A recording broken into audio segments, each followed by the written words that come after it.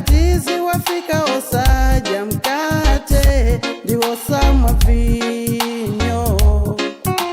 Ndipo munena alindi chiwanda abale muntu ndiwo uvuta.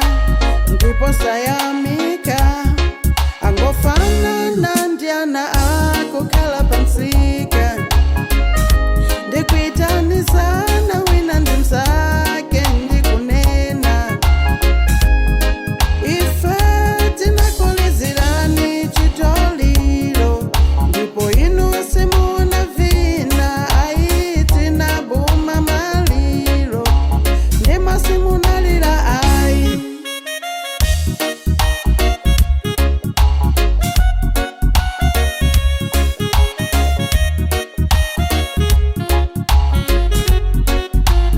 Yesu anati mwana wa muntu wafika wakuja ndi wakumwa.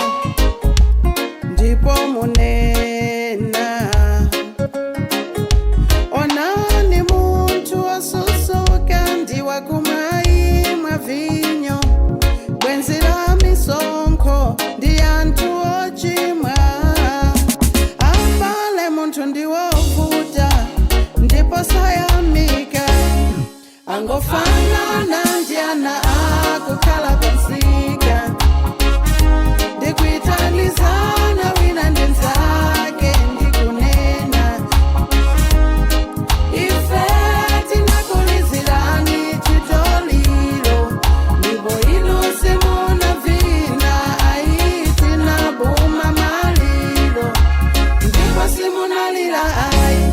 Ndipo anthu onse ndiye misonkho omwe pakumva anavomeleza kuti Mulungu ali wolungama. Popeza anabatizidwa iwo ubatizo wa Yohane. Koma Afarisi ndi achilamulo anaganiza uphungu wa Mulungu kwa iwoka. Popeza sanabatizidwe ndi abale muntu ndiwo uvuta. Ndipo sayamika angofanana ndiana akukhala pansika.